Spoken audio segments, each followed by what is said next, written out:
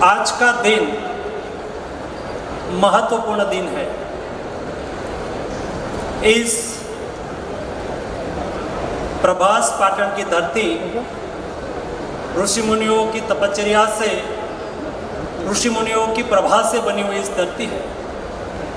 सृष्टि का प्रथम ज्योतिर्लिंग प्रभु सोमदेव के द्वारा स्थापित इस ज्योतिर्लिंग सोमनाथ इस प्रभास की धरती पे विराजमान है। इस प्रभास की धरती पुण्य की धरती है, सदियों से आस्था का केंद्र रहा है। काशी सौराष्ट्र तमिल संगम के अवसर पर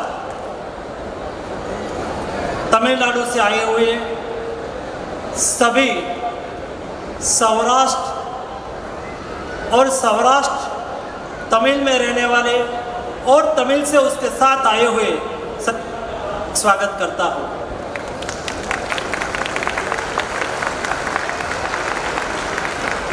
दोस्तों, प्रधानमंत्री जी ने 15 अगस्त को रेड फोर्ट से अपने उद्बोधन में कहा था कि देश को श्रेष्ठ भारत बनाना है। जब देश आजादी का शताब्दी वर्ष मनाता हो उस वक्त देश को समृद्ध राष्ट्र बनाना है, डेवलप्ड कंट्री बनाना है। जब देश को हमें समृद्ध राष्ट्र की कल्पना को चरितार्थ करने के लिए आगे बढ़ाना है तो आवश्यकता होती है सब साथ में मिलकर काम करें। एकता में बहुत बड़ी ताकत होती है। एकता हमें श्रेष्ठता की ओर ले जाते हैं, एकता हमें सामर्थ्य की ओर ले जाते हैं। हिंदुस्तान एक बहुत बड़ा देश है, यहाँ अनेक विविधताएं हैं, लेकिन विविधताएं में एकता भी है। एकता को और मजबूत करने के लिए, एकता को और दृढ़ करने के लिए अलग अलग खान पान, अलग अलग जीवन शैली, अलग अलग रहन सहन, सभी का एक दूसरे से पहचान हो, एक दूसरे कल्चर से पूरक बन के काम करने की शैली विकसित हो, उसके लिए एक भारत श्रेष्ठ भारत की कल्पना प्रधानमंत्री जी ने की है। देश के एक क्षेत्र दूसरे क्षेत्र से जुड़े, देश के एक लैंग्वेज बोलने वाले लोग दूसरी लैंग्वेज बोलने वाले प्रांत के साथ मिले, अपने शैक्षणिक क्षेत्र में आदान प्रदान करे, अपने सांस्कृतिक क्षेत्र में आदान प्रदान करे, अपने कल्चर के क्षेत्र में आदान प्रदान करे, अपने खान पान क्षेत्र में आदान प्रदान करे, अपने व्यवसाय के क्षेत्र में आदान प्रदान करे। आदान प्रदान से एकता बढ़ती है और एकता से श्रेष्ठता प्राप्त होती है। और इसलिए एक भारत श्रेष्ठ भारत का प्रयोग देश में चल रहा है।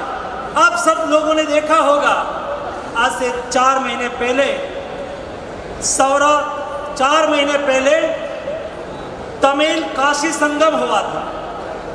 तमिल काशी संगम से दो संस्कृति, दो जीवन शैली, दो ज्ञान का क्षेत्र एक दूसरे से नजदीक आया था, एक दूसरे से मिला था।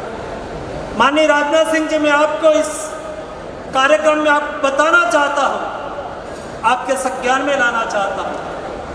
ये प्रभास पाटन की जाहो जलाली समृद्धि की छोड़े सारे देश में विद्यमान थी और इस समय में आक्रांत हुए संपत्ति और आस्था को तोड़ने के लिए सोमनाथ पर आक्रमण किया और इस आक्रमण से आहत होके हमारे सोमनाथ में रहने वाले, प्रभास क्षेत्र में रहने वाले और सोमनाथ मंदिर के आश्रित और आस्था रखने वाले लोग, उसके पर अत्याचार हुआ और इस अत्याचार के समय में उन्होंने अपना धर्म नहीं छोड़ा, अपनी संस्कृति नहीं छोड़ी, अपना सम्मान नहीं छोड़ा।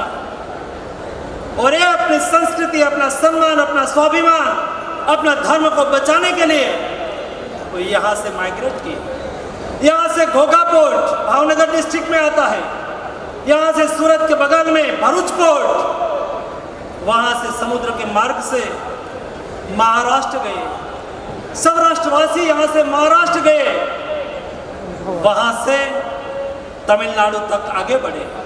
और उस वक्त ये हमारी एकता उस वक्त ये हमारी सभ्यता विद्यमान थी। मदुराई के महाराजा साहब ने हमारे सौराष्ट्र वासियों को वहां राज्याश्रय दिया, वहां बस गए। वो हुनर, कापड़ बनाने का हुनर जानते थे, वो जवेरात का हुनर जानते थे, और इसलिए आज भी विजयनगर में हमारे सौराष्ट्र के तमिल लोग वहां जवेरी के नाम से जाने जाते हैं, जवेरी के नाम से पहचाने जाते हैं। वहां के महाराजा ने उसको स्वीकारा, उसको काम दिया, और वहां भी ये लोगों ने अपना उत्तम काम करके, जैसे दूध में, मिल्क में साकर मिल जाती है, वैसे हमारे सौराष्ट्र लोग वहां साकर की तरह से दूध में मिल गए, तमिल में मिल गए, और तमिल के विकास में अपना महत्वपूर्ण योगदान दिया। तमिल की संस्कृति में, तमिल की भाषा में, तमिल के विविध क्षेत्र के विकास में अपना महत्वपूर्ण योगदान देके आज वहां की सभ्यता के साथ तालमेल मिला के अपना जीवन को व्यतीत कर रहे हैं। एक भारत श्रेष्ठ भारत के तहत प्रधानमंत्री जी के विचार को चरितार्थ करने के लिए एक विचार रखा गया, क्यों हम तमिल सौराष्ट्र संगम ना करें।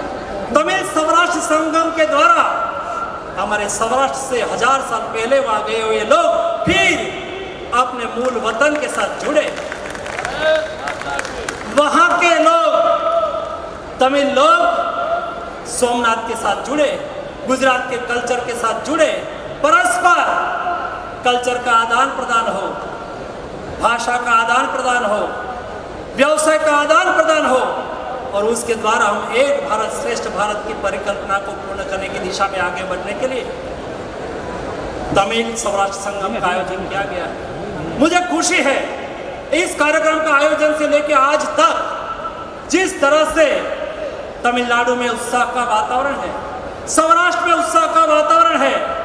कल मुझे समाचार मिल रहा था, ट्रेन जब सूरत में आई तो हमारे सूरत के लोग, हमारे सीआर भाई के सहित हमारे जनप्रतिनिधि, हमारे व्यापारी प्रतिनिधि, हमारे व्यवसायी लोग रेलवे स्टेशन पर गए और भली भांति गुजरात में उसका स्वागत किया गया, अहमदाबाद में उसका स्वागत किया गया, आज सोमनाथ में हमारे तमिल भाई बहनों का स्वागत किया गया।